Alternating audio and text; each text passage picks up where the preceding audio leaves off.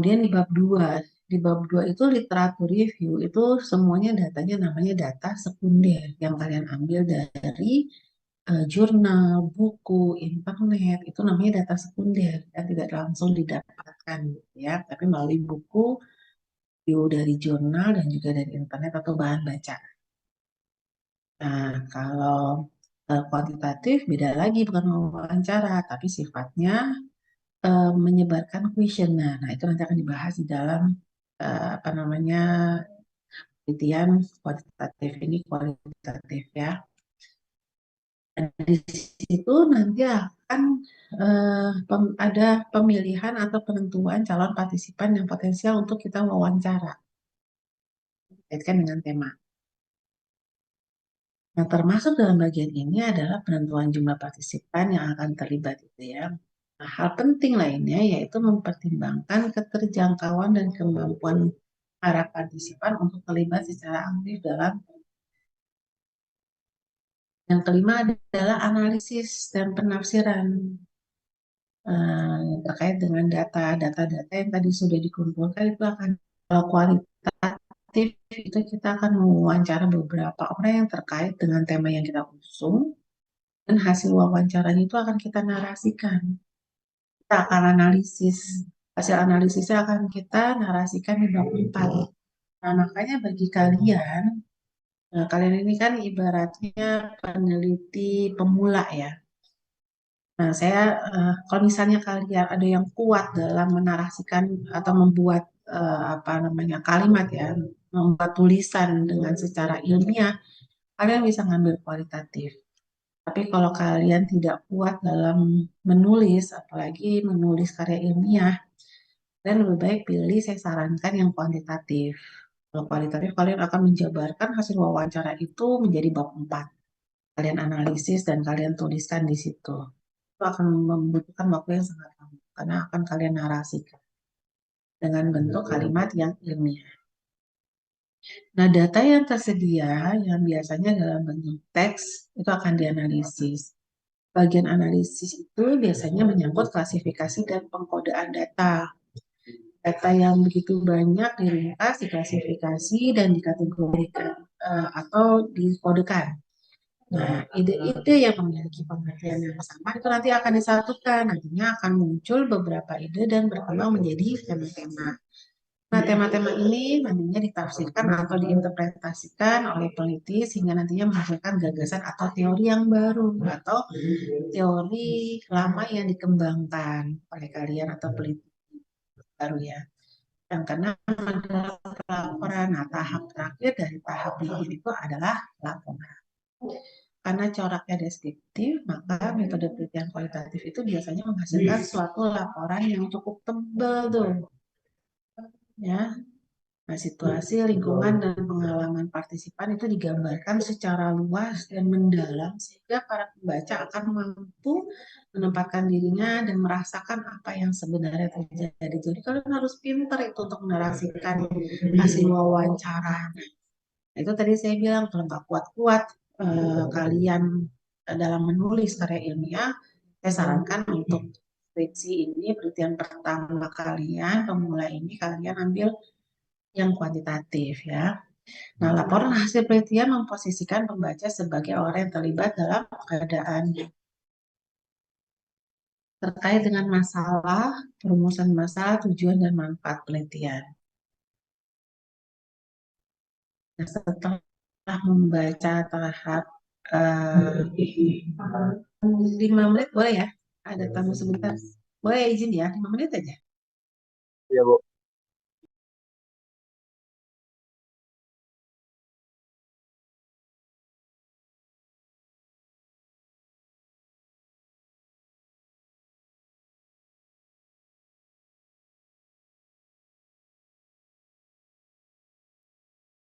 Ya, maaf ya. Kita lanjut ya. Ya, sekarang kita akan bahas terkait apa tadi masalah, perumusan masalah dan tujuan penelitian. Penelitian itu pada dasarnya adalah suatu kegiatan atau proses sistematis untuk memecahkan masalah. Jadi diawali dengan masalah dulu yang ada di latar belakang.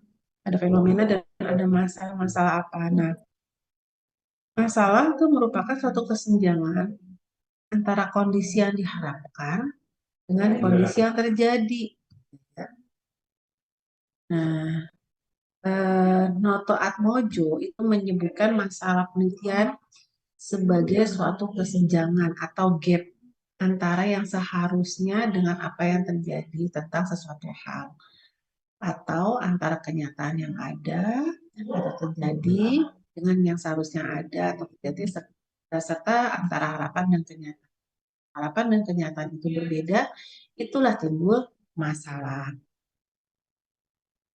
Nah, penelitian ilmiah itu selalu didahului dengan uraian tentang latar belakang masalah. Uraian tentang latar belakang masalah tersebut merupakan albur bagi proses lahirnya suatu masalah penelitian secara formal.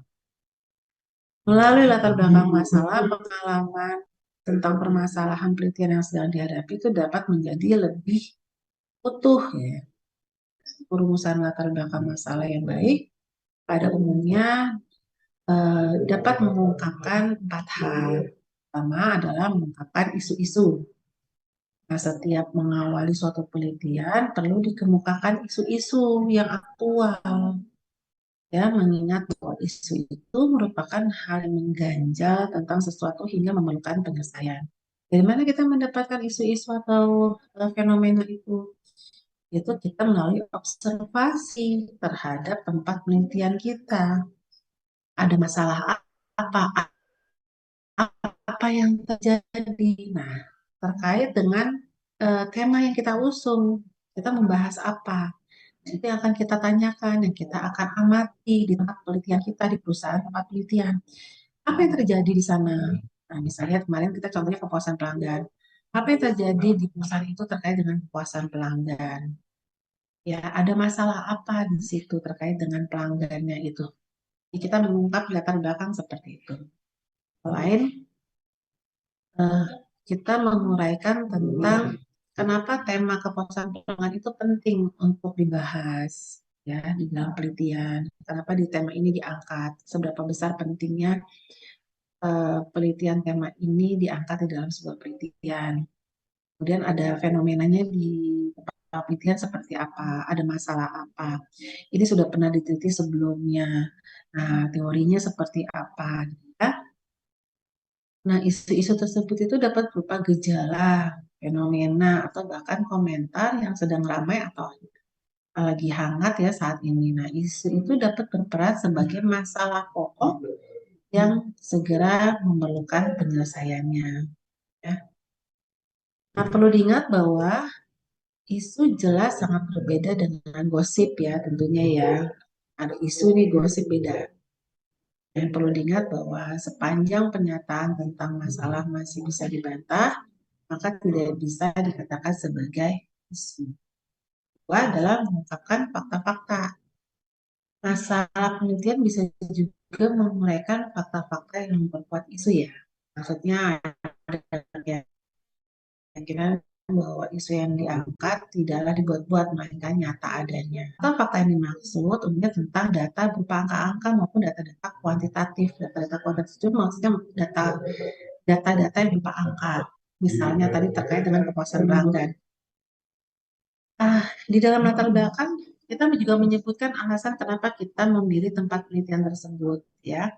Karena tempat penelitian tersebut atau perusahaan tersebut itu dia perhatian terhadap tema yang kita pilih. Saya tentang kepuasan pelanggan. Dia perhatian terhadap kepuasan pelanggan.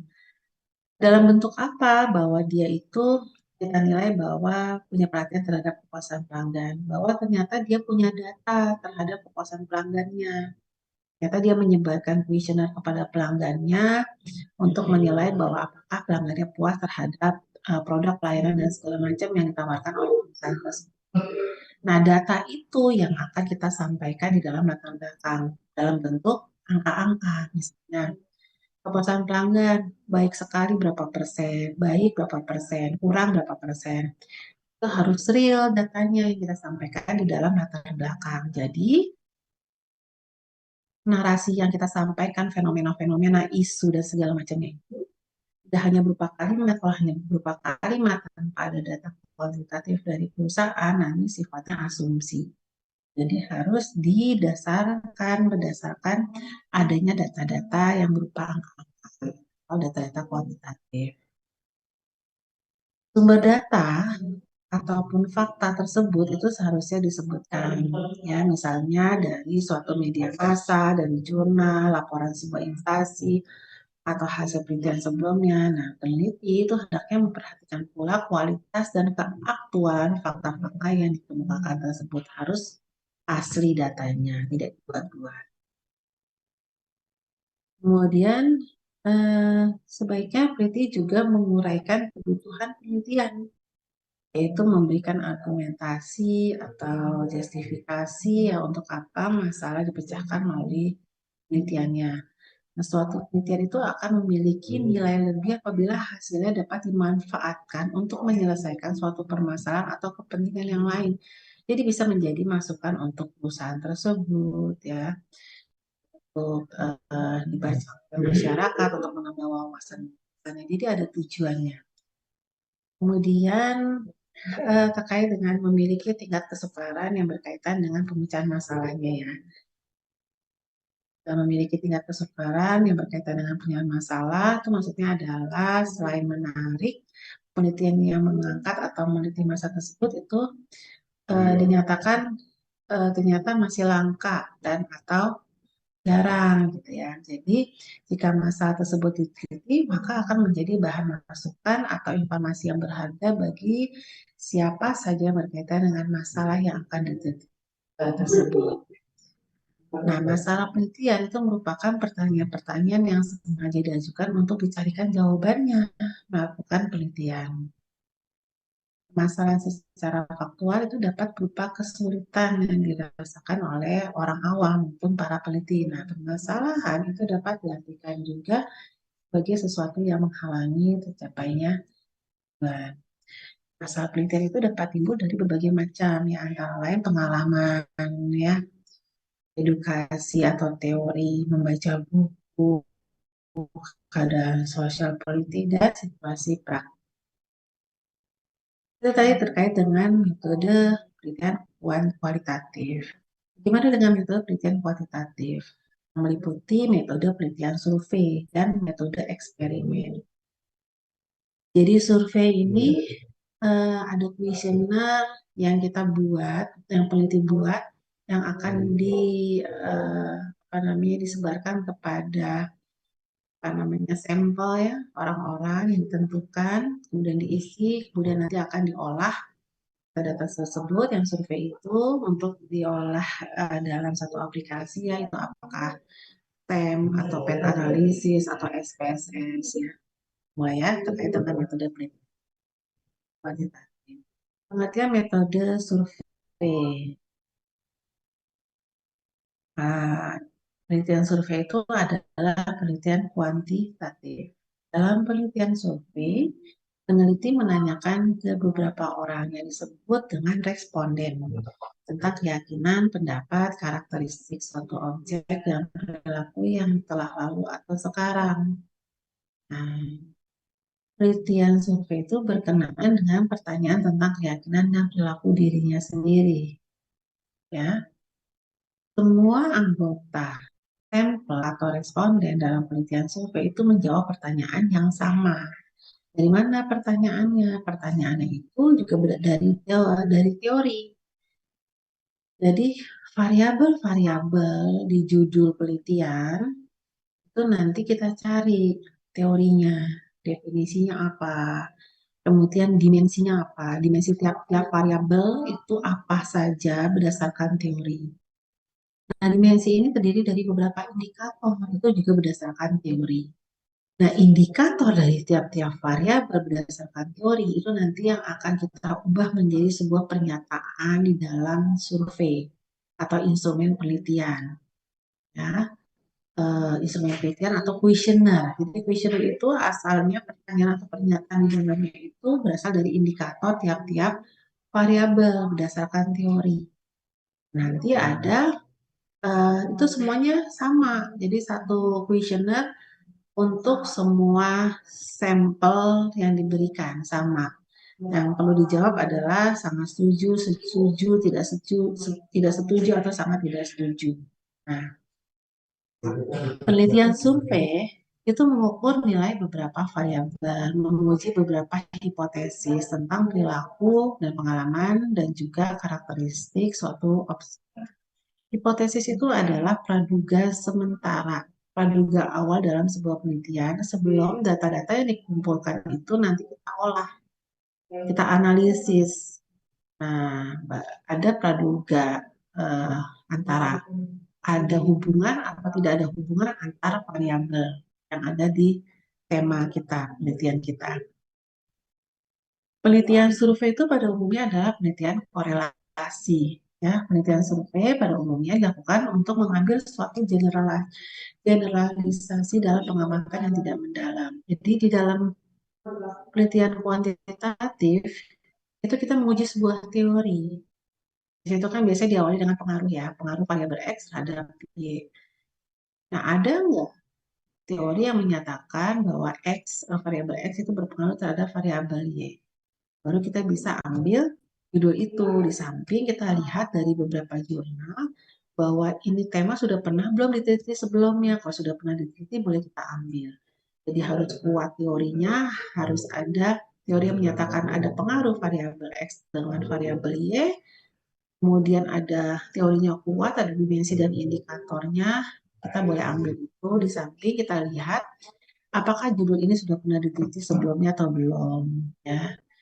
Kemudian kita boleh mengambil perusahaan di mana tadi yang saya katakan, perusahaan yang perhatian ada variabel-variabel yang ada di judul skripsi atau penelitian kita.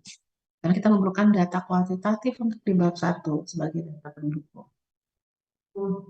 Nah, walaupun metode survei ini tidak memerlukan kelompok kontrol seperti halnya pada metode eksperimen, namun generalisasi yang dilakukan bisa lebih akurat bisa bila digunakan sampel yang representatif. Nah, berdasarkan hal tersebut ya, dapat dikemukakan bahwa metode penelitian survei itu adalah metode penelitian kuantitatif yang digunakan untuk mendapatkan data yang terjadi pada masa lampau atau saat ini dengan yang akan datang tentang keyakinan, pendapat, karakteristik, perilaku, hubungan variabel, dan untuk menguji beberapa hipotesis tentang hubungan antara variabel sosiologis dan psikologis dari sampel yang diambil dari data populasi tertentu. Teknik pengumpulan data pada umumnya menggunakan instrumen yang berupa tes, observasi, wawancara, dan kuesioner tertentu. Dan hasil penelitiannya cenderung untuk digeneralisasikan. Jadi, tadi saya katakan ya, kuantitatif harus ada data-data fenomena-fenomena, jadi variabel X, variabel Y, itu data kuantitatifnya harus disertakan di pendulu di latar belakang. Kemudian fenomenanya kalian narasikan juga. Kemudian nanti kalian menentukan populasinya siapa. Populasinya itu terkait dengan kita fokusnya penelitian itu kemana. Itu yang ada di variabel Y. Tadi terkait misalnya kepuasan pelanggan. Jadi populasinya itu adalah pelanggan di perusahaan itu. Ada berapa pelanggan perusahaan itu? Misalnya ada 1.000, berarti populasinya 1.000. Nah, berapa respondennya atau berapa orang yang akan kita sebarkan kuesionernya? Apakah 1.000, semuanya 1.000-nya itu tidak, tapi ada teori Slovin. Nah, kita masukkan dari apa namanya rumusan teori Slovin, nanti akhirnya ketemu respondennya berapa, misalnya cuma 200.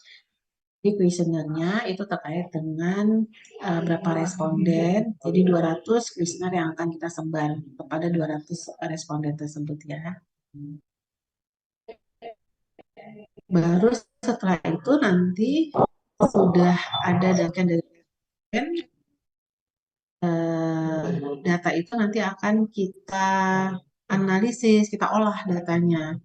Kita olah. Nah, kalian bisa pilih melalui aplikasi SEM, pet analisis, atau melalui SPSS.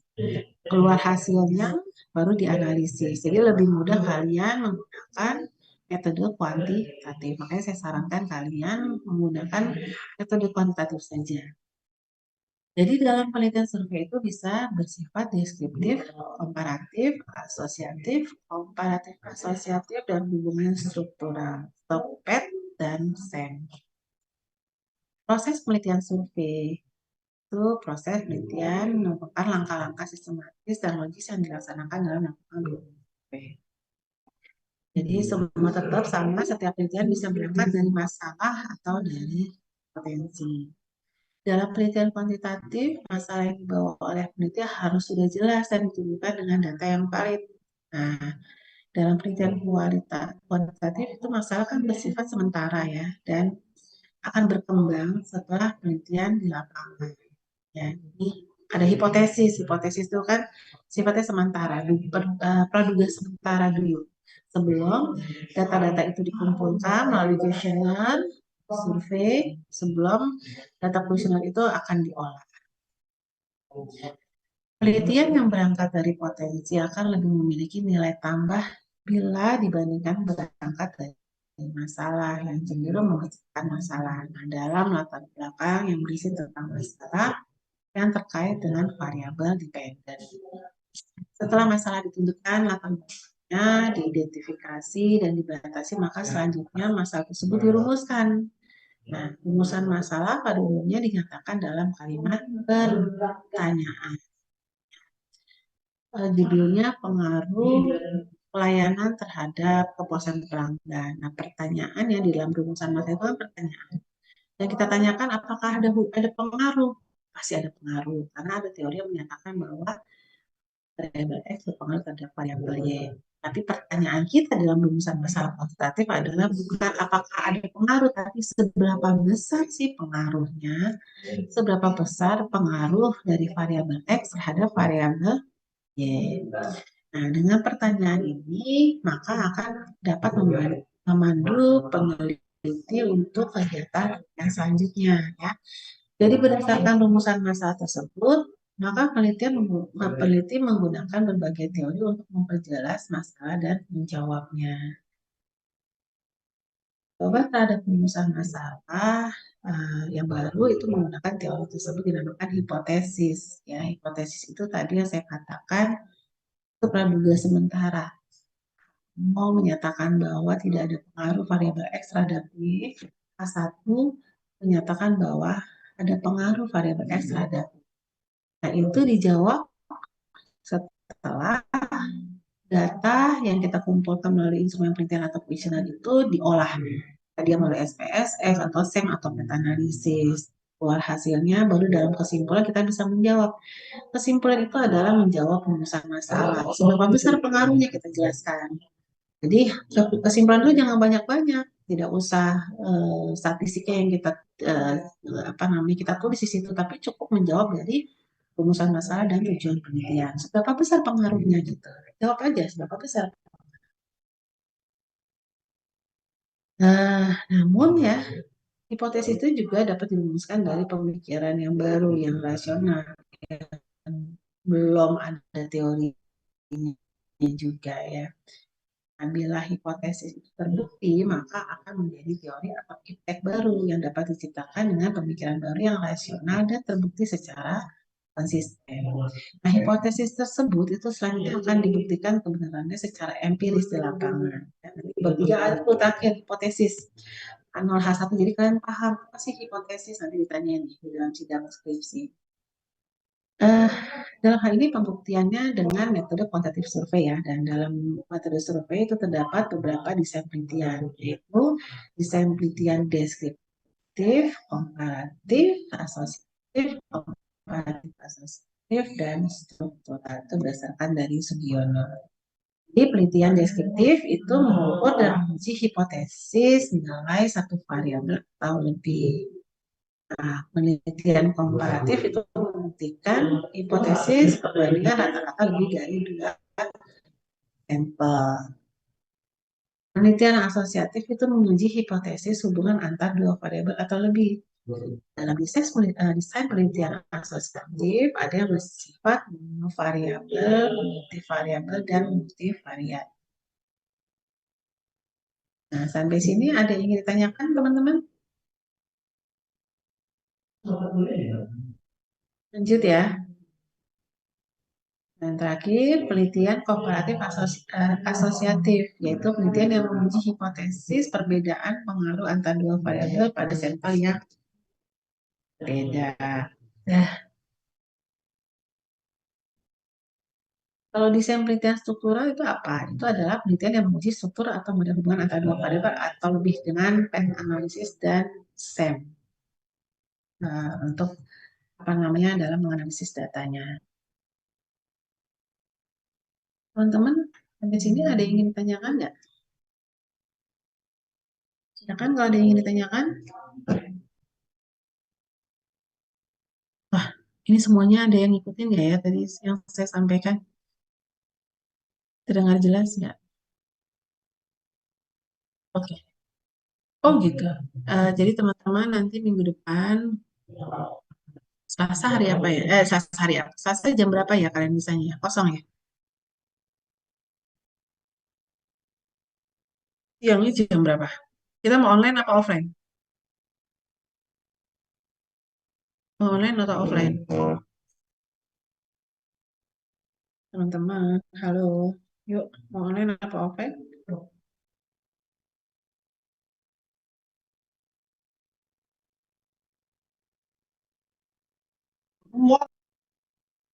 Putus, putus, putus.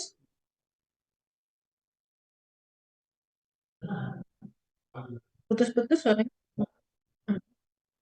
Tolong Minggu depan dong, kan tolong dong. minggu depan kan libur ya. Hari Kamis kan Maulid Nabi. Nah, saya mau ngadain kelas tambahan. Adanya kan Selasa. Nah, kalian mau online apa offline? Saya capaiannya semester ini kalian sudah jadi proposalnya. Nah, saya minta minggu depan tuh kalian sudah mempresentasikan judul skripsi kalian. Ya, pertama lihat dari jurnal-jurnal penelitian. Jurnal penelitian yang terkait dengan logistik apa. Kalian pilih satu gitu ya, enam lah. 5 jurnal nasional atau 4 jurnal nasional, 2 jurnal internasional. Kemudian teorinya, teori penghubung. Eh, Kalau misalnya kuantitatif ya pengaruh X terhadap Y. Ada nggak teori yang menyatakan bahwa variabel X itu berpengaruh terhadap Y? Nah, kalian juga bahas tiap-tiap variabel itu sama manajemen logistik itu definisinya apa berdasarkan teori. Dan kalian temukan juga dimensi dan indikator tiap-tiap variabel di judul itu berdasarkan teori apa. Ya, oke, sama saya minta kalian download pedoman penulisan skripsi situs Tiami. Bisa ya? Saya minta kalian presentasi semuanya, kita bahas satu persatu ya, tugas ini. Bisa ya? Oke, baik. Ada yang ingin ditanyakan nggak sebelum kita akhiri pertemuan hari ini? Itu dulu deh. Cukup ya, teman-teman juga semuanya cukup ya. Oke, kalau gitu bisa kita akhiri dulu pertemuan kita hari ini. Soalnya kita ketemu di hari Selasa ya. Yang ya jam 1 ya. Coba saya mintakan kelasnya dulu. Kalau misalnya nggak ada kelasnya, karena ini pengganti, kita bisa Zoom lagi. Ya. Oke teman-teman, terima kasih atas kehadirannya ya secara virtual dan juga perhatiannya. Sampai ketemu di pertemuan selanjutnya. Assalamualaikum warahmatullahi wabarakatuh. Selamat siang semuanya. Waalaikumsalam warahmatullahi wabarakatuh. Waalaikumsalam warahmatullahi wabarakatuh, Bu. Ibu. See you, Bu.